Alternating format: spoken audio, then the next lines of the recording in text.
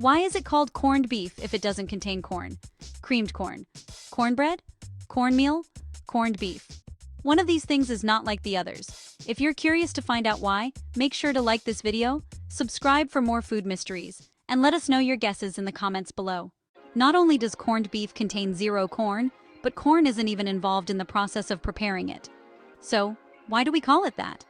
In short, because the word corn doesn't only refer to the golden yellow cereal grain that comes from a cob. As far back as the late 9th century, according to the Oxford English Dictionary, people were using corn to describe a small hard particle of any grainy substance like sand or salt. By the 16th century, preserving meat or other food items with corns of salt had become known as corning it. Pork was corned, fish was corned, and, naturally, so was beef.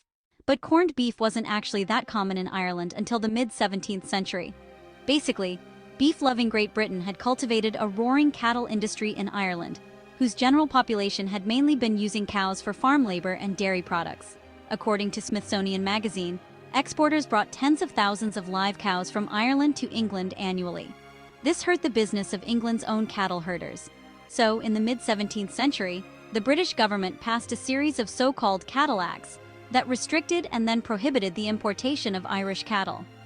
Luckily, Ireland had salt in spades. Their salt tax was a fraction of England's, so everyone just started corning the beef and exporting that to England, and eventually other countries too. That said, Irish people themselves weren't really eating the stuff. They favored much cheaper salt pork instead. That didn't change until the early 19th century, when high pork prices in the United States prompted Irish immigrants to seek out a more affordable alternative. They found it in Jewish delis, where corned beef was a mainstay. Corned beef and cabbage became the de facto dish of St. Patrick's Day in America. But if you're celebrating in Ireland, pork is still the way to go.